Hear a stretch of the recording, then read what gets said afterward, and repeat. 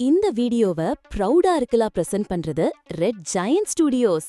நீங்க கோவா பாடுறதுக்கு தயார்தானா? அல்லது இது எல்லாமே ஒரு மார்க்கெட்டிங் மேஜிக் தானா? கீழே உங்கள் கருத்தை சொல்லுங்க. தெரிக்க வைக்கும் கேமிங் அனுபவம் இது. ஒரு கேம் மாதிரி தோன்றலாம், ஆனா உண்மையில் இது ஒரு உணர்ச்சி பயணம்.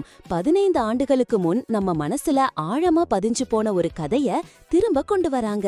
இந்த முறை வேற. நம்ம மட்டும் இல்ல, நம்ம நண்பர்களும் உள்ளடங்கிய ஒரு அபாகலிப்ஸ் கூட்டம்.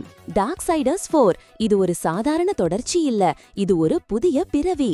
நீங்க வாராவோ, டெத்தாவோ, ஃபியூரியா இல்ல ஸ்ட்ரைஃபாவோ, இப்போ நீங்க ஒன்னா இல்ல, 4 பேர் சேர்ந்து லிட்ரலி அபாகலிப்ஸ அன்லீஷ் பண்ண முடியும். ஆனா ஒரு சந்தேகம் தட்டி கிடக்குது. THQ நார்டிக்கின் அபிஷியல் ஷோகேஸ்ல கோஆப் பற்றி பேசுறாங்க. IGN push square split screen சொல்லிருக்கும். ஆனா அபிஷியல் வெப்சைட்ல ஒரு வரியும் இல்ல.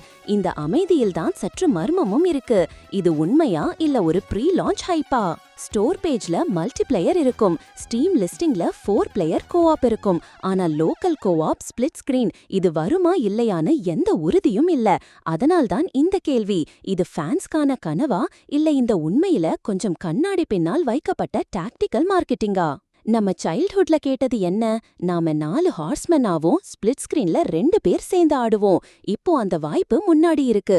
ஆனா அது உண்மையா இல்ல ஒரு இனிமையான பொய்யா? இந்த வீடியோவோட கேள்வியும் அதுவே. நீங்க கோஆப்காக காத்திருக்கிறீர்களா இல்ல இது ஒரு அழகான ப்ரமோஷனல் இல்யூஷனா சந்தேகமா?